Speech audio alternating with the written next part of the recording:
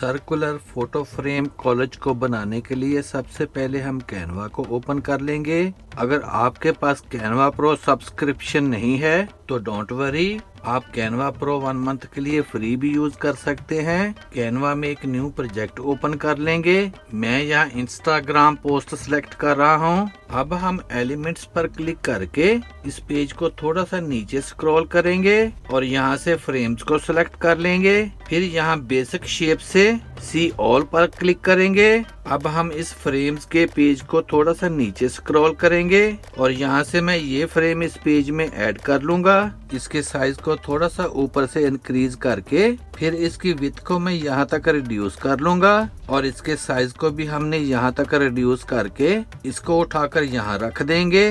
मैं पेज को थोड़ा सा जूम कर लेता हूँ। अब मैं इस शेप पर टैप करके इसकी एक डुप्लीकेट बना लूंगा और इस शेप को यहाँ रखकर ऊपर पोजीशन पर क्लिक करेंगे। यहाँ से अरेंज को सिलेक्ट कर लेंगे। फिर यहाँ नीचे रोटेट के बॉक्स में 30 टाइप करके एंटर कर देंगे और अब मैं इस फ्रेम को इसके साथ यहाँ प्लेस कर दूंगा।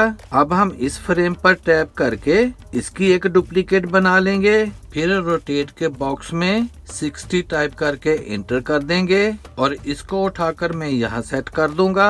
अब मैं इन तीनों फ्रेम्स को एक साथ सेलेक्ट करके इनको ग्रुप कर लूंगा और अब मैं इन ग्रुप फ्रेम्स पर टैप करके इनकी एक डुप्लीकेट बना लूंगा। फिर रोटेट के बॉक्स में 90 टाइप करके एंटर कर देंगे और मैं इन फ्रेम्स को उठाकर इन दूसरे फ्रेम्स के साथ सेट कर दूंगा। यहाँ पर हमें टोटल 7 फ्रेम्स चाहिए। अभी ये 6 फ्रेम्स हैं, लेकिन हमें एक और फ्रेम चाहिए, तो उसके लिए मैं इन फ्रेम्स को अनग्रुप कर लूंगा। फिर इस एक फ्रेम पर टैप करके मैं इसकी एक डुप्लीकेट बना लूंगा। अब मैं रोटेट के बॉक्स में 180 टाइप करके एंटर कर दूंगा और इसको उठाकर मैं यहाँ सेट कर दूंगा। अब मैं इन सब फ्रेम्स को यहाँ से सिलेक्ट करके इन सब को ग्रुप कर लूंगा और इनको उठाकर हम यहाँ रख देंगे। अब यहाँ पर आप अपने किसी भी ओकेजन्स की पिक्चर्स ऐड कर सकते हैं। मैं एलिमेंट से ये स्टॉक पिक्चर इस पेज में ऐड कर लूंगा। इसके साइज को मैं यहाँ तक इंक्रीज करके ऊपर बीजी रिमूवर टूल पर क्लिक करेंगे और इसकी बैकग्राउंड को रिमूव कर लेंगे। अब मैं इन फ्रेम्स को उठाकर यहाँ पर सेट कर दूंगा। फिर इस बैकग्राउंड पर टैप करके ऊपर कलर पर क्लिक करेंगे। यहाँ से मैं ग्रेडियंट को सिलेक्ट कर लूंगा। फिर यहाँ कलर पर क्लिक करके मैं इसके फर्स्ट कलर को चेंज करके पर्पल कलर दे दूंगा। फिर मैं इस सेकंड कलर को चेंज करके इसको यहाँ से काइंड ऑफ ऑरेंज कलर दे दूंगा और अब हम यहाँ से ग्रेडियंट स्टाइल को सिलेक्ट कर लेंगे और मैं यहाँ पर एक और कलर ऐड कर लूंगा। इसको मैं यहाँ से येलो कलर दे दूंगा। फिर एक और कलर ऐड करके इसको भी मैं पर्पल कलर दे दूंगा और इस पिक्चर पर राइट क्लिक करके लेयर पर क्लिक करेंगे। फिर सेंड टू बैक पर क्लिक कर देंगे।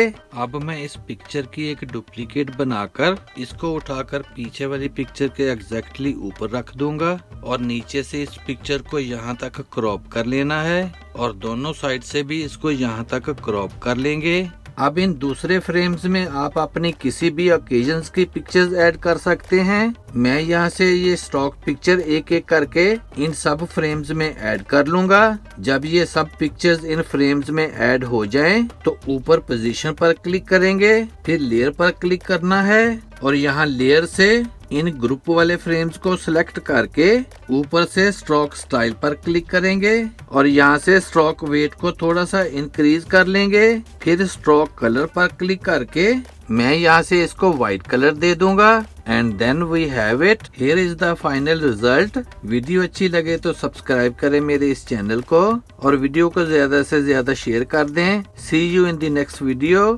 Good bye.